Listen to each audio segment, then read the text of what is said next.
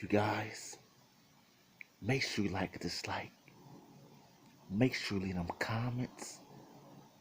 And don't be a hater. If you're feeling my videos, hit the subscribe button.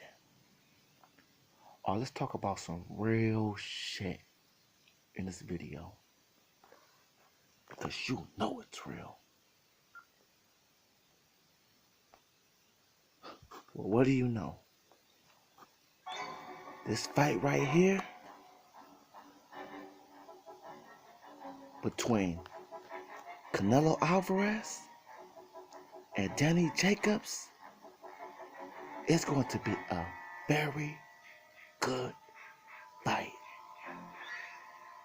But if any of these top 4 things happen to Canelo Alvarez,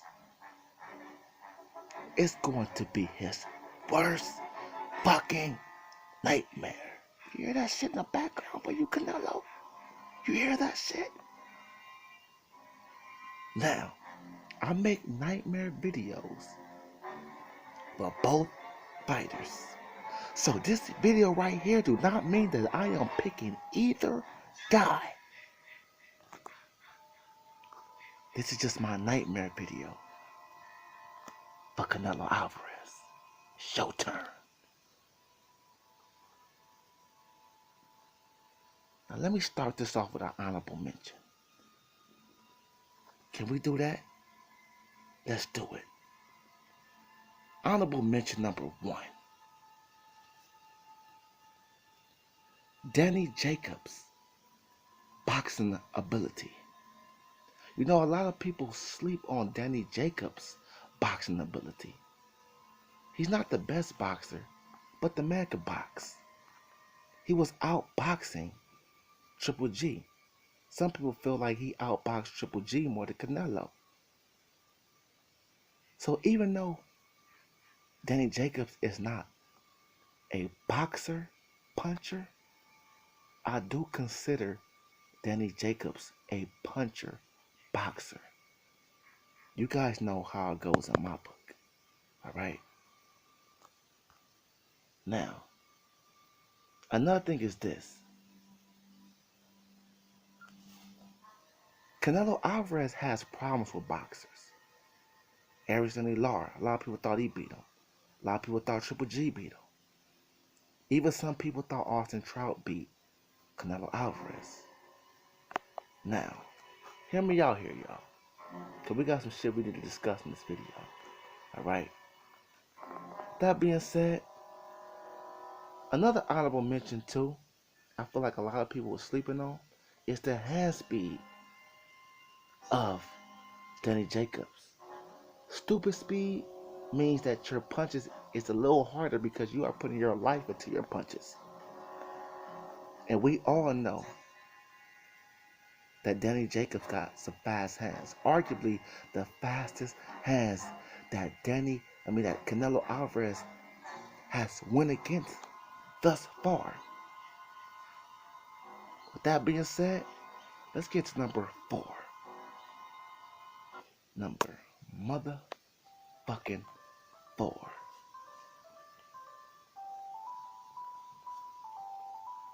The foot speed of Danny Jacobs. Yeah, that's right. People sleep on the foot speed of Danny Jacobs.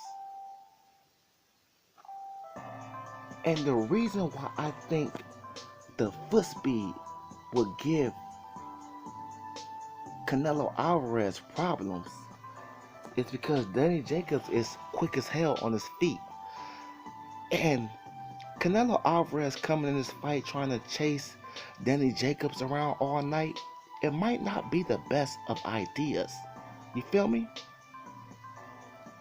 Because that's just going to mean that Canelo is going to be even tired.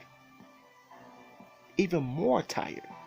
Having to chase Danny Jacobs all night. And to be honest, Danny Jacobs is so fast, I don't know if Canelo can catch this man. So if Danny Jacobs is banking up rounds on Canelo, he can probably walk away with a clear decision on Canelo. And that could be a nightmare within itself. With that being said, let's get into number 3. Number motherfucking 3. Going to Canelo's body, y'all. When the last time you seen Canelo fight a fighter that goes to Canelo's body? They be scared to because of the counter-punching ability. But Danny Jacobs, with his fast feet, I feel like he can hop in the pocket, go to Canelo's body, and be right up out of dodge. When have you seen somebody invest to Canelo's body? Because we know Canelo had the chin. But going to Canelo's body, we might see Canelo get stopped by a body shot. See, the reason why going to the body is so important is because even if you're Paulie Malignaggi, you don't want even Paulie hitting you to the body. So if Canelo is coming into this fight getting stabbed at to the body by Danny Jacobs, that could tire Canelo. And we're not used to nobody going downstairs, a very hard puncher going downstairs at that, like Danny Jacobs. And the reason it's on my list of nightmares is because that is the most worst way that you can lose a fight, is by a fucking body shot. So you guys have to most definitely marinate on that. That being said, let's move it to number 2. Number motherfucking 2. Canelo going for the KO. We all know Danny Jacobs is chinny. Sergio Moore scored a real knockdown on Danny Jacobs.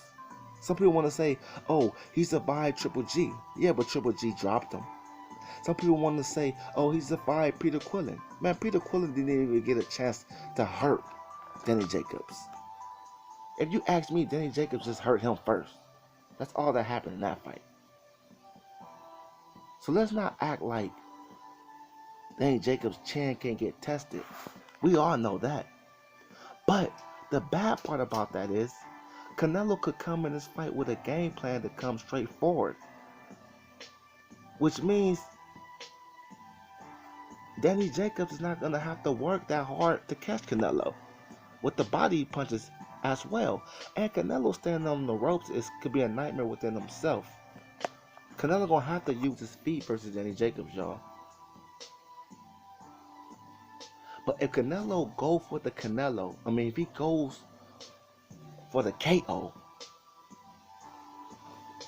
on Danny Jacobs, especially early, I feel like that could tire Canelo out and he could punch himself out. And that could be a nightmare for Canelo.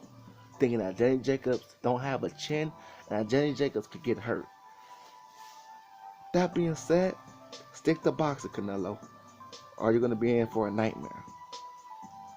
With that being said, let's get to number 1. Number motherfucking 1. The height and size. And the reason, we all know Canelo has fought tall fighters before. But the reason I have to add the height on this one, especially for number 1, is because Danny Jacobs has fast feet, which means that adds to his height. Just like Muhammad Ali. Muhammad Ali was tall, but it wasn't even just the fact that he was tall. He was tall with fast feet. So that makes you even taller. And they both know how to use their height, Ali and Jacobs. Not comparing them to each other. I'm just using them as an analogy. Ali as an analogy. Don't get it twisted. The height could be a problem. But the biggest problem is the weight. Because I'm not sure. Are they fighting at 168 or not? But Canelo has been putting on a lot of pounds these days. Alright?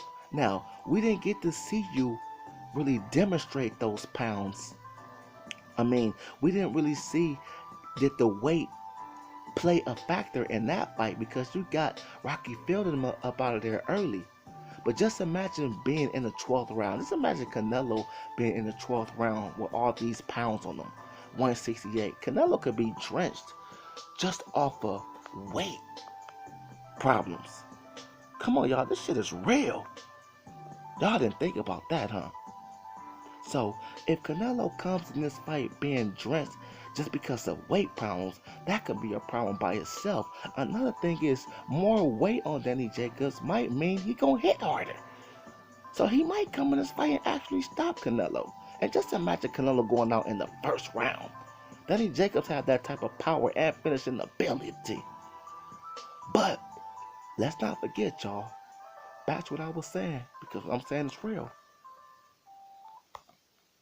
What I was saying is real, y'all. The weight, that extra weight on Canelo can make him drenched by the end of the fight.